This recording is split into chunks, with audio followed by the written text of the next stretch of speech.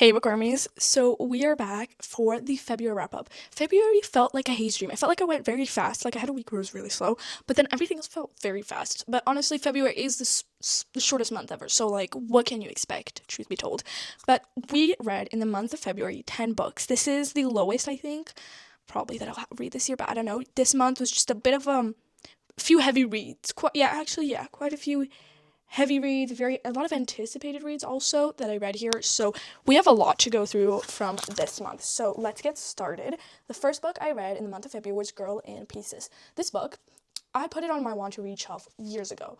I completely forgot about it, then remembered about it now. And after I remembered about it as I was reading A Little Life, and I was like, you know what? Let me read another sad book. So I decided to read Girl in Pieces. This is not a book you go into lightly.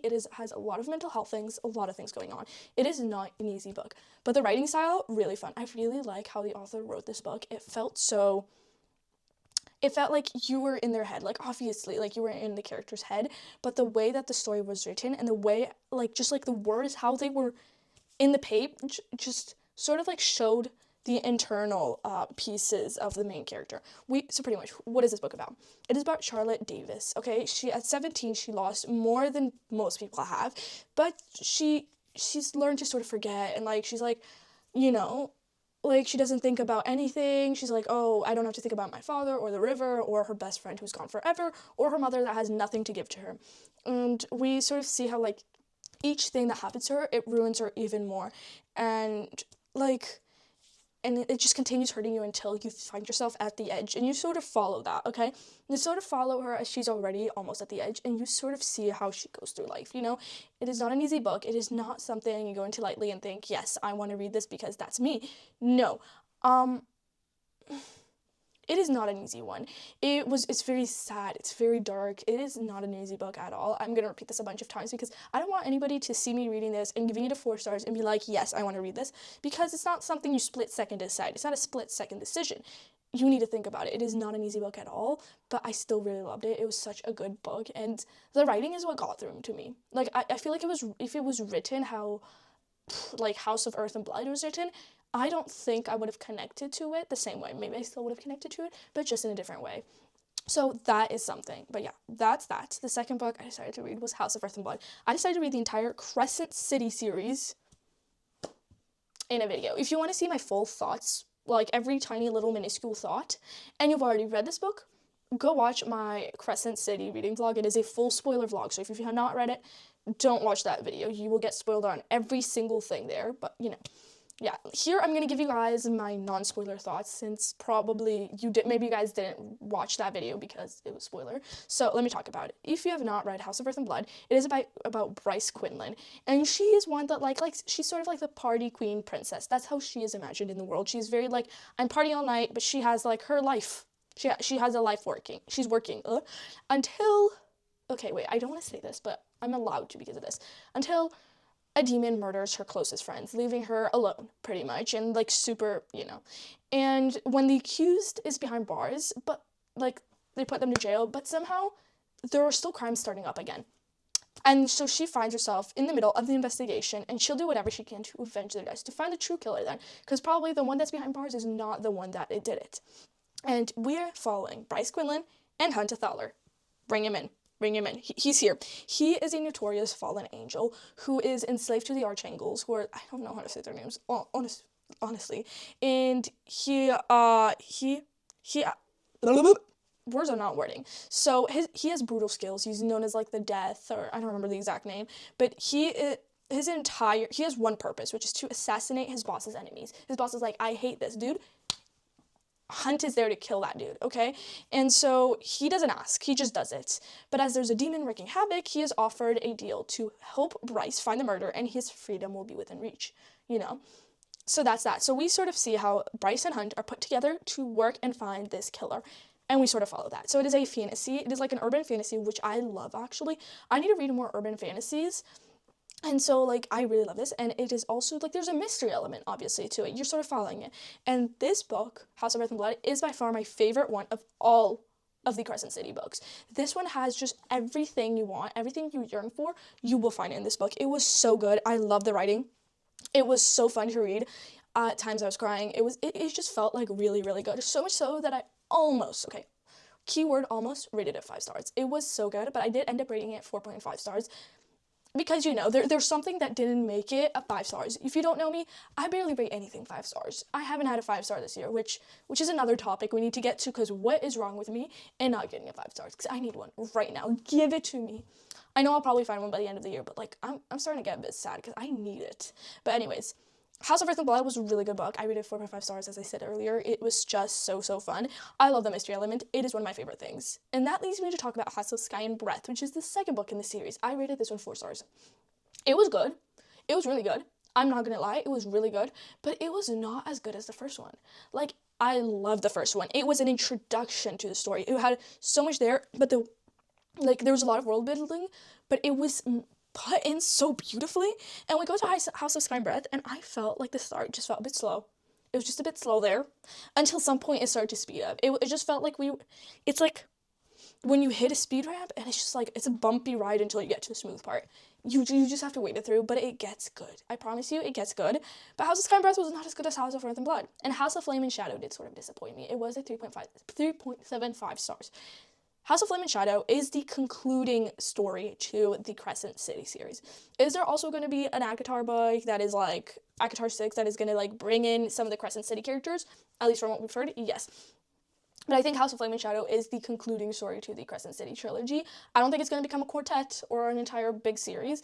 So yeah, House of Flame and Shadow, the last one, it did not satisfy me the way I wanted it to. It was a good book, don't get me wrong. I loved it. But it was not the pinnacle. It was not the best. It was fun, but that was that. That was all it was for me, but I still do recommend the entire Crescent City trilogy. If you have not read it, you are sleeping on it. You need to get to reading it. It was a really fun story. And I loved all the characters we got to meet throughout the story. They are just so amazing. I love Bryce. I love Hunt. I love Rune. They are just some of my favorite characters. So yeah. Next, I read Throttled by Lauren Asher, which is the first book in the Dirty Air series, which is a F1 romance series, which I've never read one before that is Formula 1 based. So this was a fun, different type. Because like I've read sports romances, I've read a lot of romances in general. Formula 1 never got to that. So this was an interesting series. So Throttled. This is between Noah and Maya. Noah's obviously the F1 player, but pretty much, let me explain. So Maya is the sister to his teammates / rival, okay? She's also trying to start like a YouTube channel. She's trying to become a vlogger and shit like that. And she decided to join her brother on the entire Formula 1 journey while he competes towards the world championship. And her brother's like, you have to stay away from Noah at all costs. Noah, on the other hand, is sort of like the textbook playboy. Everything's always been fun and all of that, and he starts to sort of get close to her, and that's sort of how it goes. This book was fun. It was so fun. It was so cute. It had its dark parts. It was just so perfect. It was a perfect read in a book, It was just everything I wanted in the moment. Noah and Maya are so cute, and we already started to see sort of like an idea of what the next book would be like, which was Collided, okay? Also, I forgot to say the rating for Throttled. Throttled was a 4 stars. It was really fun, and it was so good. The second book, Collided. It is between words not working for me, between Liam and guys, I forgot her name. No. Sophie. There we go. Clocked it. Sophie. So Liam is obviously the Formula 1. Let me explain. So we obviously have Noah. He and Maya's brother, Santiago, are part of one team in one company F1. Okay, then there's another one, and there is Liam and another dude called Jax. Okay, so Liam, he's like the golden boy. He's the one that's promised everything, And Sophie, she is the daughter of the dad that. She's the daughter of one of the managers of the team of Noah and Santiago. And her dad is like, stay away from all these men. They are all stupid. They're so horrible. You need to stay away from them, So she has that. And he's like, don't follow for these F1. I don't want to ever see you in these magazines where they're shipping you and some F1 player, That's sort of the idea. But Liam, he's like, no, I'm in for that, and also she decides to follow her dad, also be part as somebody decides to go for the world championship. And so like she at the start before leaving, she creates this list, a bucket list of things she wants to do as she travels the world. She becomes besties with Maya as soon as she sees her. Sophie and Maya become besties right away. And then there's Liam, and he's like, I'm gonna help you get through that checklist, and that's what he does. And this was also such a fun book. I loved it. This was such a sweet one. It was so cute, it was so fun, it was just everything. And I read it in one day. Collided was a 4 stars. It was super fun. And then we go to the third book, Wrecked, and this is between Jax and Elena. This one is by far the saddest one of them all. The prologue, you're like, what is this on? What are we going through? This is insane. You know, like that's the first thing that's on your mind as soon as you see what's going on. And it is not an easy book. Jax has his issues with pills, alcohol, and like his family. Elena has also her family stuff. She has her problem, and like, you know, it's what's going on. Okay, so Jax is obviously also the F1 player, as I said earlier. And he just also has this reputation around the place for everything. Okay, you know? And the team hires him. Elena, she is a PR person, PR miracle pretty much. She's an overpaid babysitter for him pretty much, and she's also trying to save his image. She's trying to clean him up, make him look better in front of the public. And so like you see them as they get close, as there's this whole thing, and it's by far my favorite book of the series. I have not read book 4 of the Dirty Air series. I can't find Redeemed anywhere to save my life, but this one was so fun. It was so good. It was so dark, but it was just so good. I loved it. Jax was perfect. Elena was perfect. Seeing the snippets of Noah, Maya, Liam, and Sophie, absolutely insane. I loved it. It was so fun. This was a 4.25 stars. Wrecked was my favorite. Might even be a 4.5. It was just so good.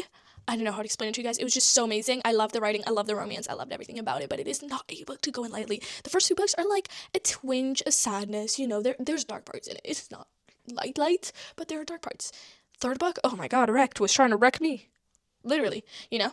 So there's that. And next, I decided to read Beartown. Beartown is probably one of those books that you just see everywhere, and you're like, what is everybody on here? And you finally decide to read it. Beartown is set in a small town. This small town, what is their favorite thing? Hockey. They're built on hockey, and hockey, you know? At the start, it is a lot of hockey for you. If the amount of times I said hockey in this video is a lot for you, maybe don't get into it, because the 20-30% through it is hockey. But pretty much, this tiny community, they have an old rink that is built on generations, you know, and it's pretty much like they live on hockey, they live on that ice rink, they live on the games that they have. And their junior ice hockey team is going to compete in the national semifinals, where they actually finally have a shot at winning, because it's been a while since those Bears have won anything.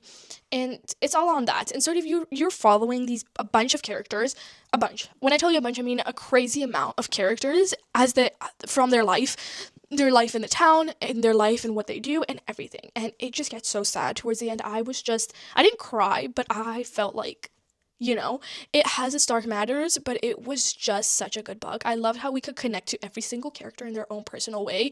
The writing was so good. I have so many quotes saved.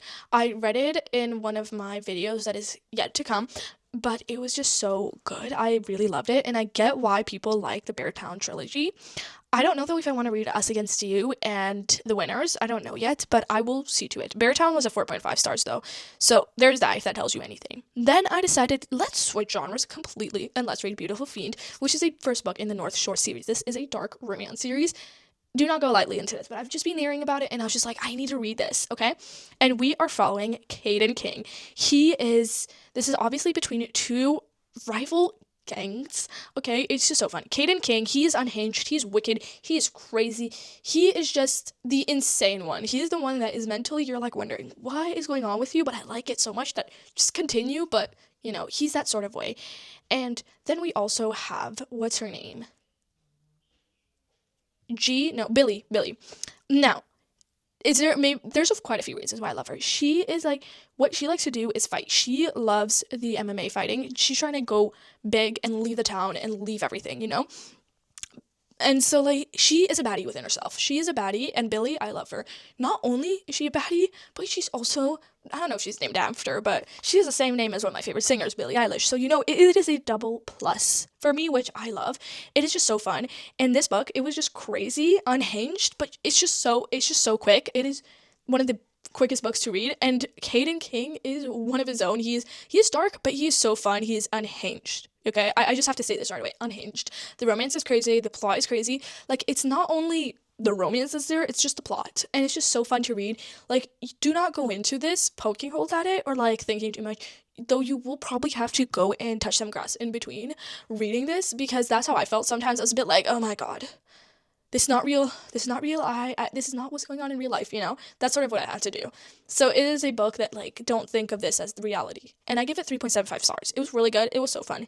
And then I decided to read Red Rising, which is the last book of February, okay? Last one of them all. Red Rising. Now, this one, how would I categorize this?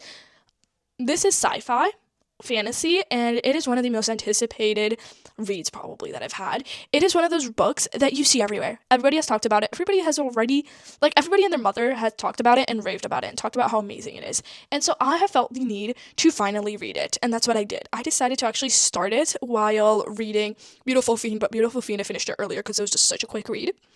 But I decided to read, obviously, Red Rising. Now, if you don't know what it is, insane, but for those that really don't know what is this book about, let me explain. We are following this character, Darrow. He is a red, okay? He's like the lowliest of the low in the color-coded society of the future. It is in the future this is all set because this is sci-fi. And he works all day, and he believes that he is making the surface of Mars livable for all future generation, until he finds out that there is a better world. He has been betrayed. He has discovered that humanity has reached that and above generations ago. They have vast cities everywhere with crazy things, right? And he finds out that Darrow, him, and his fellow Reds are literally nothing more than slaves that have been kept in the dark for centuries.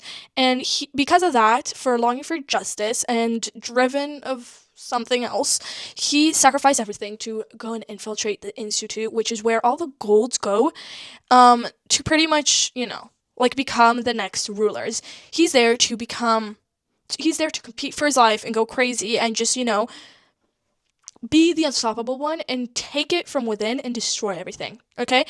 He pretty much becomes a gold, which is sort of like, I think, one of the higher people there, and that's that. Now, my thoughts on Red Rising. Red Rising was such an interesting read. It was so different from everything else I read this month. This month I've read quite a few fantasies, and, like, it was nothing like this one at all. This was such an insane one in its own way. I was interested at every turn and stop. It was really fun, honestly, for me. I don't know how to explain it, but the fantasy was so good. I loved the writing and how Pierce Brown, like, introduced the world to all of us, but then also kept us in the dark in certain ways. Just so fun. And I felt like after almost every chapter, there was something new that we were finding out. There's something crazy that's going on that we just find out halfway and we're like, oh my god, what the hell? I did not cry though in this book. I will tell you guys, I did not cry, but it was a fun one. It was so good, and, like, I don't know why, but I got a bit of, like, Hunger Games in there, and then like a bunch of other books mixed in. But hold on, that doesn't mean that they're the same as that. No, it just gives me vibes that remind me of Hunger Games, which is one of my favorite series of all time, and probably of many others. It was just an insane book, but I actually really liked it. I will be continuing the Red Rising saga with the second book, which is called, I don't know. I actually have no clue. Guys, what is the next book in the series? Tell me. Red Rising, though, was really good. I really liked it, but I don't know. The ending was really interesting, and it kept me hooked. The second book is Golden Sun. Okay, so I'm interested. There's also actually a, so, like, Red Rising, there's the initial trilogy, and then there's, like, a second trilogy. Yeah. And then they also have something else, I think. Yeah, there's also, like, a comic prequel. I have no clue, guys. There's so much going on. But actually, the second trilogy is still going on. There's Red God, which is supposed to be the final book in the Red Rising saga. It hasn't come out yet. When is it coming out, guys? Because I don't know because right now it's going really well, but there's nothing insane going on. But I know that if this is not coming out soon, I don't know how I'm going to go. Okay, it says summer 2026, the last book is coming out, so that's okay with me. But yeah, that's that. I will be continuing Red Rising because it's an interesting series, and I'm interested to see how it continues. So yeah, that's that. These are all the books I've read in the month of February. February was a reading of many different things. I went through a lot, and I will be continuing some of the books I've read here. I will probably be continuing at some point the Beartown trilogy, though I have no clue. I will be continuing the North Shore series, and I will be continuing the Red Rising saga. So there's that. There's a lot of new series that I've started throughout, and I probably will be continuing them. So yeah, that's that. I hope you guys enjoyed today's video. I hope you had fun seeing what I read this month. Comment down below what you guys have read this month, and I'll see you guys next time. Bye!